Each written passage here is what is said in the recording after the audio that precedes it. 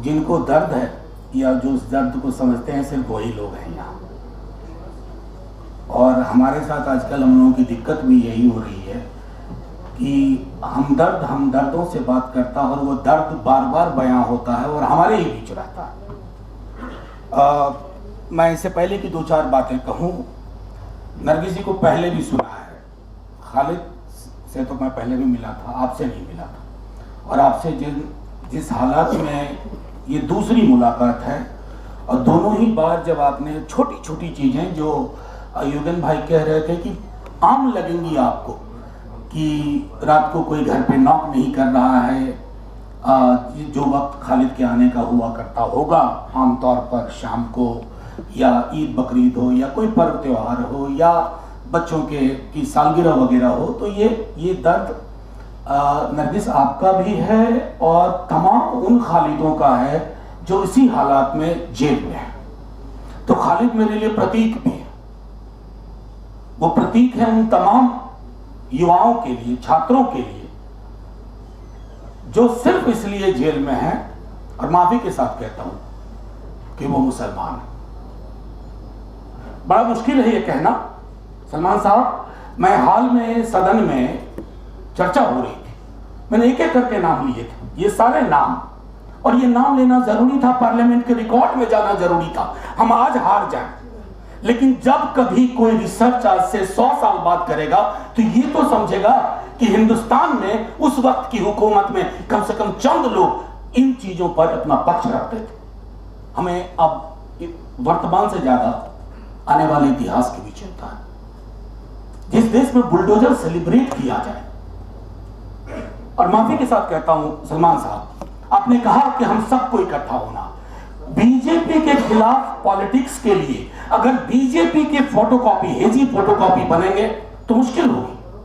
फिर क्यों हटे बीजेपी, बरकरार रहे उसी तेवर के साथ। हम बीजेपी को हटा करके, मोदी जी को हटा करके एक दूसरे मोदी तो नहीं लाएंगे ना।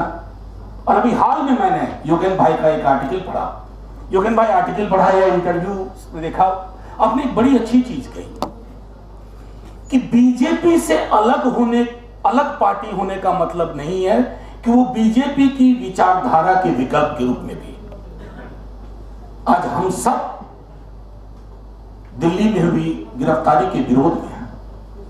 हमें लगता है कि सीबीआई आनुषंगिक संगठन की तरह व्यवहार कर रही है, लेकिन हम दिल्ली दंगों के दौरान के भी सच को आज याद रखें। यह नहीं हो सकता है ना कि एक वक्त पे आप चुप्पी ले लें। वो वक्त होता है एग्जामिनेशन का।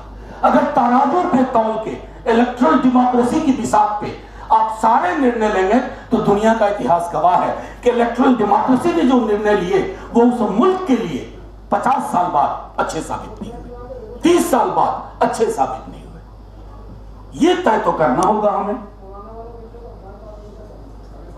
अक्सर भी देखता हूं लोग साफ तौर पे मुसलमान नाम लेने से बचते हैं, अल्पसंख्यक उस कैटेगरी का ज्यादा इस्तेमाल करते हैं। खुल के बोलिए, खुल के बोलिए। आप लाग लपेट के साथ बोलने का टाइम नहीं रहा। खुल के अगर आप नहीं बोलेंगे, तकरीबन 20% की आबादी है, यानी कि 5 व्यक्ति के घर में 1 व्यक्ति मुसलमान है। अगर मैं इसको थोड़ा अंकगणित में समझाऊं तो 5 बच्चे में से अगर 1 बच्चे के लिए, उसके दर्द के लिए आप नहीं सोच रहे हैं, नहीं देख रहे हैं, आप तो घर में खुद आग लगा रहे हैं। और ये आग ऐसी है जिसके लिए कोई अग्निशामक यंत्र काम नहीं आता। फिर हम सब बैठ करके कब्रिस्तान में बैठ करके कहेंगे कि ये क्या किया हमने अपने साथ, अपने देश के साथ। तो एक तो मुझको लगता है कि पॉलिटिकल पार्टीज को, सारी पॉलिटिकल पार्टीज को, सब अभी भरतपुर में हुआ, मैं देख रहा हूं लोग नाम नहीं ले रहे हैं साहब। बोलो ना नासिर जुनैद, क्या लग रहा है इसको बोलने में? कोई फर्क नहीं पड़ेगा अगर आप ये समझते हैं कि इन मामलों में चुप्पी रख करके और एक सॉफ्ट वर्जन ऑफ हिंदुत्व, वो सर काम नहीं करेगा। जब ओरिजिनल रहेगा तो फेक और फोटोकॉपी किसी को नहीं चाहिए। फोटोकॉपी क्यों बनना है? एक और इलेक्शन हार जाएंगे, यही होगा ना। 3 इलेक्शन लगातार हार जाएंगे, कम से कम देश तो नहीं हारेंगे ना। ये तो लगेगा ना कि 40, 42, 45% लोग अभी भी उस राजनीति के साथ नहीं है, खुल करके बोल रहे हैं। वो मादा, वो मिजाज मुझको लगता है तैयार करना होगा। और ये जो अक्सर नफा नुकसान वाली चीजों के कारण बहुत, शाम की डिबेट क्यों जाना जरूरी है, मेरी पार्टी ने लगभग छोड़ दिया। क्यों जाएं उस डिबेट में जिसमें, जैसा कि आपने कहा क्या कीजिए, सब कुछ पहले से तय है। और मैं तो अपने कई सारे मेरे मित्र हैं एंकर, उनसे उनकी शिकायत क्या करना। उन्हें तो एक स्क्रिप्ट मिली हुई है, वो उसके आगे नहीं जा सकते, उसके पीछे नहीं जा सकते, उसके दाएं नहीं जा सकते, उसके बाएं नहीं जा सकते। लेकिन हम आप कुछ फैसले ले सकते हैं, और वो फैसले हम नहीं ले रहे हैं। हम वो फैसले इसलिए भी नहीं ले रहे हैं कि जो डर भाजपा फैलाना चाहती थी, आपने उस डर को अंगीकार कर लिया। कई पॉलिटिकल पार्टीज ने अंगीकार कर लिया, कई पॉलिटिकल पार्टीज ने दूसरे तरीके अख्तियार कर लिए।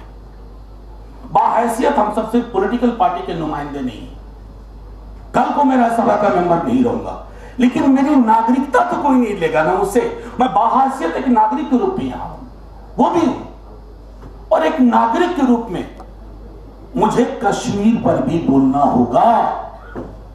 एक नागरिक के रूप में मुझे दलितों पर बोलना होगा, क्योंकि शेक्सपियर का कहना वो जो है ना, अभी आ जाए वो इंडिया में, कहते थे ना कि there is nothing in name, please come here, we have everything in name and something more in surname. नाम और सरनेम का खेल इस देश में चल रहा है, और तब भी हम कहते हैं कि हमें इस राजनीति में थोड़ा सॉफ्ट वर्जन बन करके अपनी जगह तलाशनी है। और एक बार सत्ता में आ गए, नहीं साहब, सत्ता में आप आ जाएंगे, मैं मानता हूं सत्ता का अंगणित अलग होता है, लेकिन मनोवैज्ञानिक रूप से हम इस देश को हार रहे हैं, सामाजिक रूप से हम इस देश को हार रहे हैं। इस मुल्क की जो तामीर थी हम उसको खो चुके हैं। जिस मुल्क में नाम लेने से पहले किंतु परंतु करना पड़े, एक जुनैद के साथ एक पंकज को जोड़ना पड़े, अरे पंकज के लिए भी बोलो, जुनैद के लिए भी बोलो, कोई विरोधाभास नहीं है। लेकिन जब तक हम इसको नहीं समझेंगे, मैं समझता हूं कि मुश्किल होगी। मैं अक्सर इन मौकों पे साथियों आपके साथ रहा हूं, मेरी पूरी पार्टी भी we vouch for it, but we must remember I see more और less similar faces in every meeting. हम सब एक दूसरे के आदी हो गए हैं, आदत बन गए हैं एक दूसरे के। इस आदत में भी थोड़ा बदलाव करना होगा। हालांकि आज थोड़ा बदलाव है, सुना कुछ 1-2 IB के भी हमारे साथी आए हुए हैं, और उनसे भी आग्रह है कि आप गौर से सुने कि क्या है। यहां आईन की बात हो रही है, संविधान की बात हो रही है, क्योंकि यह मुल्क किसी पॉलिटिकल पार्टी की कस्टडी में हमेशा के लिए नहीं। चुनाव होता है, सरकारें आती हैं, सरकारें जाती हैं।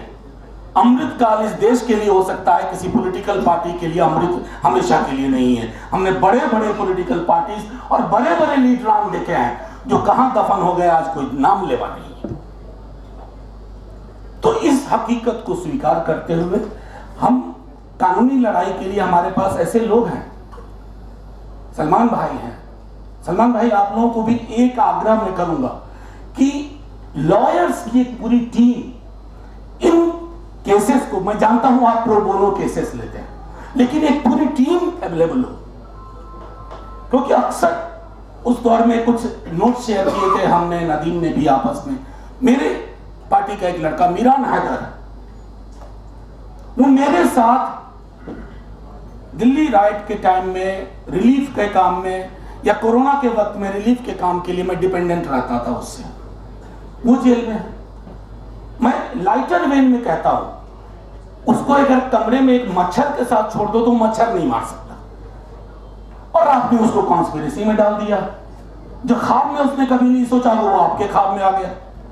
जो बता रहे थे योगेंद्र भाई, फेरी टेल पे पूरी की पूरी आपकी जांच चल रही है। तो मैं ज्यादा वक्त नहीं लूंगा, सिर्फ इतना कहूंगा, नरगिस, आपका पेन ये आपका व्यक्तिगत नहीं रहा, ये इस दौर का दर्द है, ये हम सब का है। हम डे टू डे लेवल पर आपसे मिल नहीं पाते हैं, बात नहीं कर पाते हैं, लेकिन इतना जरूर बताते हैं कि इस दौर में भी एक बहुत बड़ी आबादी, और मानिए जितनी आबादी वोट करती है बीजेपी को उससे बड़ी आबादी आपके दर्द के साथ है। बस ये है कि वो जो बड़ी आबादी है ना, जो आपके दर्द के साथ है, वो इन दिनों थोड़ा चुप ज्यादा रहने लगी, सड़कों पे आना बंद कर दिया है। वो रवायतें बहाल करनी होगी। इस ऑडियंस में भी मैं देख रहा हूं जो अलग अलग मुद्दों के लिए MKSS के हमारे साथी लोग भी हैं जो लड़ते रहे। तो अब हम सबको भी लड़ाई को एक मान लिया जाए कि परमानेंट है, कि अब हमारा यही काम है कि हम लड़ाई करें। लड़ाई बोले तो मैं IB के साथियों से कहता हूं, लड़ाई का मतलब यहाँ कतई भी गन लाठी वाठी से नहीं है, ये एक वैचारिक लड़ाई है। मनु मानेसर वाला नहीं। हाँ, मनु मानेसर वाला नहीं है, एक वैचारिक लड़ाई है। और ये लड़ाई इस बात के लिए है अभीम साहब को यह ना कहना पड़े कि मेरे वालिदैन ने बिस्तर बंद क्यों खोल लिया था, क्यों यहां रह गए थे। शुक्रिया, जय हिंद।